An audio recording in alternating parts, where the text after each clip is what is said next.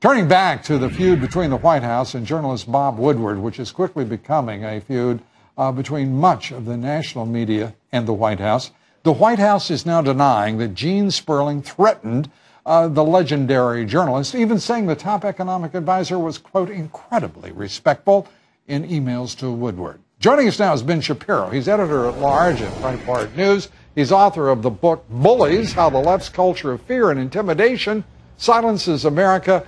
Ben, you've got to think that the White House arranged this for the purpose of promoting your book, because now I do want to thank the White House.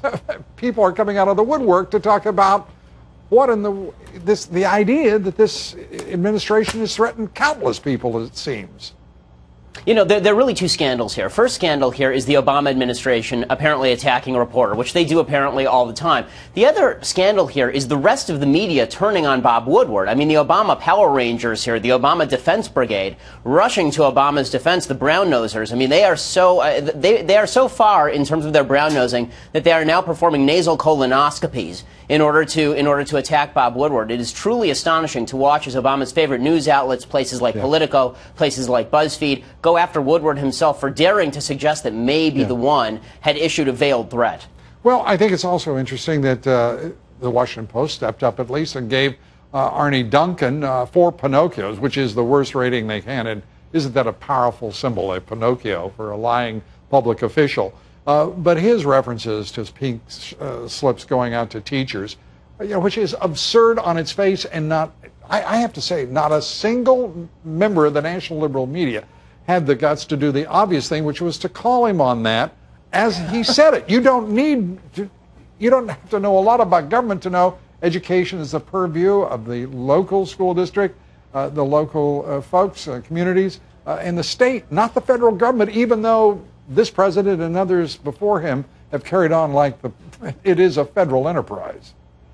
Well, you notice that the Washington Post waited for this whole Woodward thing to break, and then they did this. And you also notice that the White House has stopped using the Washington Post quite as often as its source for leaks, because this is what the White House means. When they say you're going to regret something, what they mean is you're going to regret not working with us because you won't get as many scoops. If you want a good scoop from the White House, what you really have to do is do what we like at Breitbart to call Ben Smithing. You have to downplay all of the angles that are negative to President Obama and upplay all of the angles that are positive to President Obama, and then he throws you a Scooby treat. Then he throws you a Scooby snack every so often. Now, when you said Ben Smithing, I mean, you aren't coloring that with some sort of competitive edge, are you? Ben Smith is obviously the lead reporter over at BuzzFeed, and BuzzFeed is the president's favorite outlet. He loves BuzzFeed because they downplay everything that could possibly harm the president and then claim, of course, a patina of objectivity, which is just nonsense. I love that, the patina of objectivity. I hardly knew they were trying still. This business of going after Woodward is one of the dumbest things I've ever seen, because Woodward, David Plouffe, do we have that quote from Plouffe, the tweet that he sent out, folks? Do we have that? Tom, if you could put that up on the air for everybody to see, because this is really outrageous on a level all its own.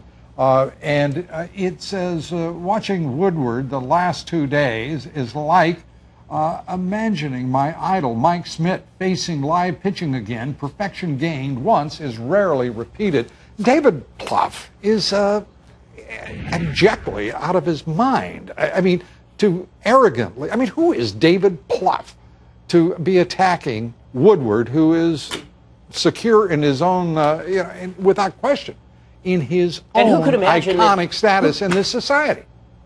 And who could imagine that somebody as nice as David Plouffe apparently is would be the kind of person or work for the kind of administration that would threaten people like Bob Woodward? I mean, it's just absolutely unthinkable, right? The fact that David Plouffe is putting that out there, that Bob Woodward apparently he's senile, he's too old, he's not with it anymore. Well, good Lord, don't repeat all of the nonsense around this. I mean, the fact of the matter is, Ben, this is an administration that should be called upon for an apology for its conduct, its behavior, and for that kind of ignorance. When they say you're going to regret something, and then the left says, oh, when they say regret, they don't really mean regret. It was just kind of like a nice tip. That's like saying that Don Corleone, when he said, I'm going to make you an offer you can't refuse, what he actually meant is, I have a really nice offer on this used car out back. You mind if I try to sell it to you?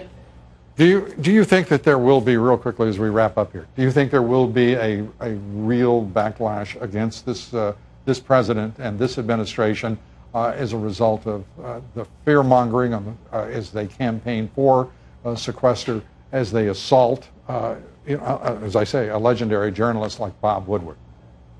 I think there will be from the public. I think there will not be from the media. I think the media right now is focused on, again, trying to maintain the kind of appearance of objectivity while still getting those nice little kind of scoops and tips from the Obama White House and keeping those channels of communication open. We've seen just how vindictive this White House is. Thank you very much, Ben. Ben Shapiro, we appreciate it. What's the name of that book again? Bullies. I think that's a good word to leave this on. Appreciate it, Ben. Ben Shapiro. Thanks a lot.